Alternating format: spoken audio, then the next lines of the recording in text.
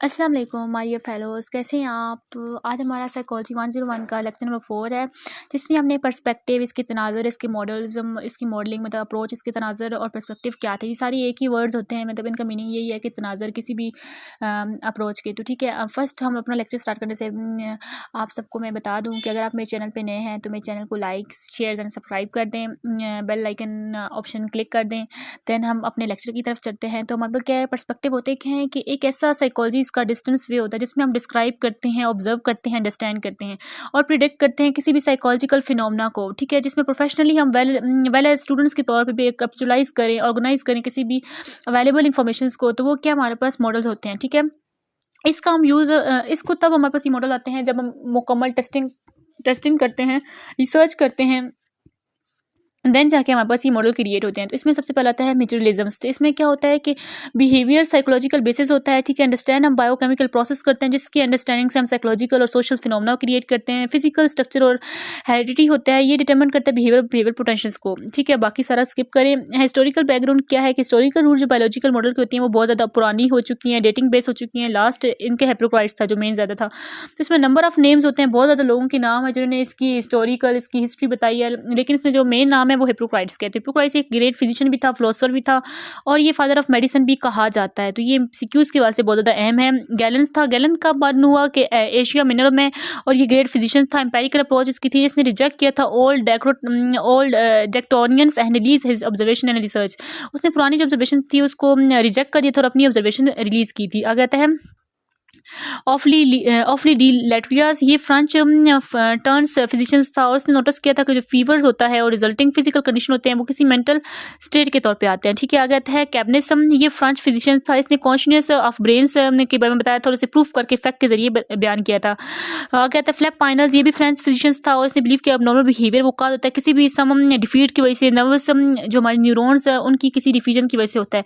Next हम बताते हैं कि विलियम जो ग्रेंजर्स था वो कौन था, वो भी ग्रेट जर्मन साइकिस्ट अब क्या होते हैं कि जो जिनके पास एक मेडिकल डिग्री भी होती है और वो साथ में साइकोलॉजिस्ट भी होते हैं, हमें क्या कहते हैं, साइकेट्रिस्ट। ठीक है, आगे आता है कि पॉल बुरका, तो ये सर्जन भी था, एंथ्रोलॉजिस्ट भी था और इसकी कंट्रीब्यूशन थी रेफरेंस लोकलाइजेशन ऑफ फंक्शन थी, स्पेसिफिक एरिया ऑफ ब्रेन थी और रिस्पॉन्सिबल थी इन एरियाज के फंक्शंस को एक्टिवेट करने में। कैप्लिन्स क्या था कि ये जर्मन साइकेट्रिस्ट था और ये stress physical cause of mental illness बताता था और उसने फर्स्ट क्लासिफिकेशन दी थी मेंटल डिसऑर्डर की। चार्ल्स डेवन, ये बहुत एमसीक्यूज के वास्ते इंपॉर्टेंट है, तो ये ब्रिटिश साइंटिस्ट था और author of revolutionary origin of species था। ठीक है, आगे हम बस आते हैं कि हमारे पास फर्स्ट है डायथीसिस। बायोकेमिकल थ्योरी क्या है कि very small amount of certain chemical in a body can cause profound change in the behaviour, कि बहुत ही कम जो अमाउंट केमिकल की हमारी बॉडी में रह जाते थे वो कुछ काजेस से क्रिएट करते, उसे क्या कहते हैं, बायोकेमिकल थ्योरी। इसके बाद आता है डायथीसिस स्ट्रेस, क्या होता है कि जब हमारे पास जो जीन्स हमारे होते हैं या स्ट्रेसफुल इन्वायरमेंट हम कंबाइन हो जाता है तो हमारी जो एबनॉर्मल बिहेवियर की वो वजह बन जाते हैं, तो उसे क्या कहते हैं, डायथीसिस।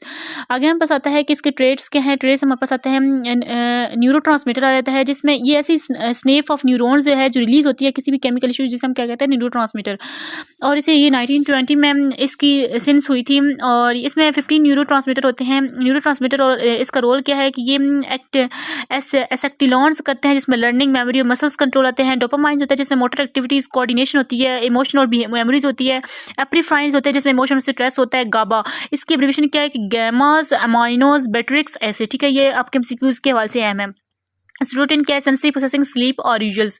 और ग्लूटामाइन्स क्या है कि एंग्जाइटी और मूड पे होता है। एंडोक्राइन ग्लैंड्स क्या है, ये इस तरह के ग्लैंड होते हैं जो हमारे पास जो खून की डटलेस को रिमूव करते हैं और ब्लड स्ट्रीम के जरिए स्पेशल केमिकल क्रिएट करते हैं। ठीक है, ये एंडोक्राइन, ये डायग्राम से नजर आ रहा है कि ये देखिए ये तीर जो बना हुआ है ये क्या है, हार्मोन्स को रिलीज कर रहा है। ठीक है, आगे आता है assumption of biological and medical models क्या है कि एबनॉर्मलिटी काज करती है किसी भी डिसीज की वजह से, हम क्या कहते हैं, सेंट्रल नर्वस सिस्टम सीएनएस। ठीक है, ये डिसीज होती है सीएनएस में जो किसी बायोलॉजिकल या फिजिकल ओरिजिन में होती है। फिर आगे हम पास आ जाते हैं थेरोपैटिक्स टेक्निक्स इन बायोलॉजिकल मॉडल में आ जाती हैं कि जो फार्माकोलॉजी है ये साइंस स्टडी की जो ड्रग्स को वाइड रेंज में लेस करती है और सर्व करती है साइकोलॉजिकल डिसऑर्डर्स को। नर्कोसिस में इसमें आ जाते हैं जिसका दो मीनिंग से मिलकर बने नर्व से।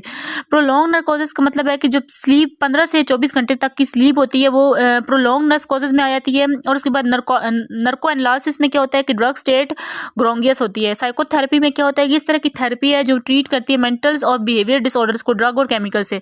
ट्रांसकुलाइजर क्या होता होता है कि ये प्रोड्यूस करती है स्मूथिंग और क्लाइंबिंग को, और एनर्जाइजर क्या होता है कि ये सर्फर्स ऑफ डिप्रेशन को कम करता है। टाइप ऑफ ड्रग्स किसकी हैं? स्टिमुलेंट्स है, डिप्रेसेंट है, एंटी एंग्जाइटी ड्रग्स है, एंटी डिप्रेसेंट है, और